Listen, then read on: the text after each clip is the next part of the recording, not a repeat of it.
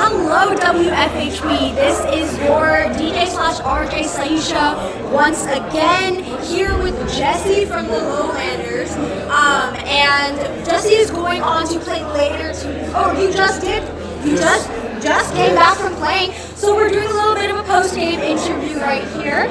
I wanted to ask you just tell me a little bit about how you joined this band and what do you play, what do you do? Oh my goodness. So I play banjo and sing, write all the songs, lead the band, the Lowlanders. So joining the band for me was very easy. I just started playing a bunch of songs. Started out with me and Scott, and we had a mandolin player, Sam Heron, and then Kurt joined the band, and Sam went on to start a very, very busy catering company, which she's absolutely killing it at, and didn't have time to play bluegrass anymore. But she still sits in here and there, and that's the story of it. Oh yeah. 4 years now. So are you the sole songwriter of your band? Yes, I am. That's so cool. Can you tell me a little bit about what inspires your songwriting? What do you write about? Yeah. What inspires a song? Man, there's so many different songs. Some are inspired by stories I've heard from my family. There's a lot of coal mining and a lot of moonshine running, a lot of tall tales too. But those are kind of fun. Those make good songs. And then just wake up in the morning feeling some kind of way, and you're like, I could write a song right now. Yeah. There's a lot of metaphors in some of those songs that are pretty touchy, personal things that you just like, I'm feeling this type of way. How about I write a song about this house falling apart instead of maybe it's something it ain't the house. Yeah. So very metaphorical. Yes, some of those songs are, and I think they're pretty. They tell themselves. You can tell what song is a metaphor song. Definitely. I can definitely appreciate lyricism. That's cool to hear. I wanted to ask, what were the influences you had in your music? What artists did you listen to, and did they help you get into music in any way? Yeah, growing up, I'm a child of the 90s, I guess. I was born in 88, so I got, growing up throughout the 90s, I love Neil Young, and I love Wu-Tang playing, and I love Black Sabbath. Yes. Really mix of all genres. Mix of all. You play bluegrass. Yes, exactly. Wow, okay. Inspiration comes from seeing people kind of carve their own path and take a genre. I guess each one of those artists kind of took a genre and kind of flipped it a little bit, and put their own flavor on it.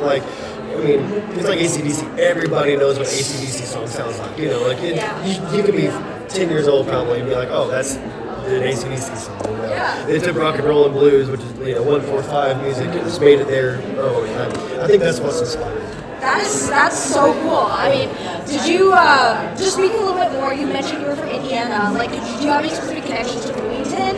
And if you do, just please tell me about it. Yeah, no. No, really?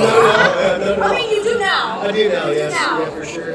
So me and Scott are actually from about 2 hours north, the Grant County area. Okay. I'm from Gas City, Scott's from Upland, my wife's from Upland. All of I work at a tattoo shop, and the two guys at the tattoo shop are all from the Grant County area. We all moved down here for the skateboarding scene and the music scene at first. And then I was like, oh crap, there's all this public land. I love to hunt and hike and backpack and mountain bike. So oh crap. And me and the wife were talking about having a family. We were living in Muncie at the time. She was kind of going back to school, and I kind of had the opportunity to move. So we sold our house up there about 8 years ago now. We moved down here, but we already had friends who'd been down here. But about 15 years ago, we all started kind of trickling down here.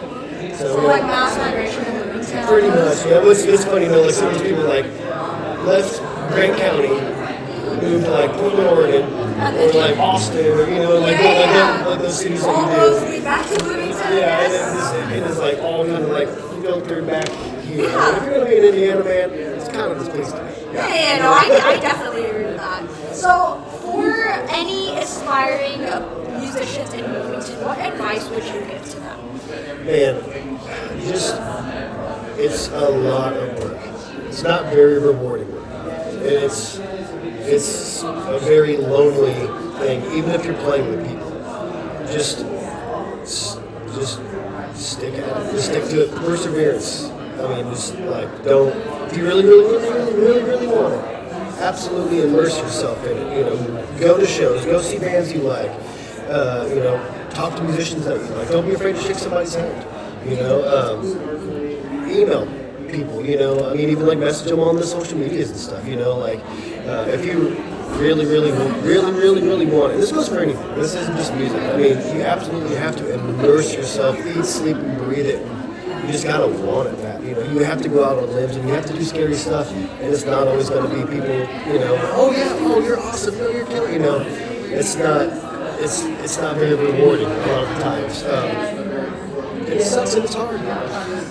No, that's not. You know, that's bad advice. But that last part, like, but it's no, it is rewarding because the things that are the hardest and scariest, and the things that you're just really putting yourself out there to do, the things that like, oh man, this sucks. You know, when they work out, they feel so good. That feels so much better than just kind of like, oh, I just landed here. You know, like when you work for something and you finally achieve it, it's way more. I totally understand. Final question. Yeah.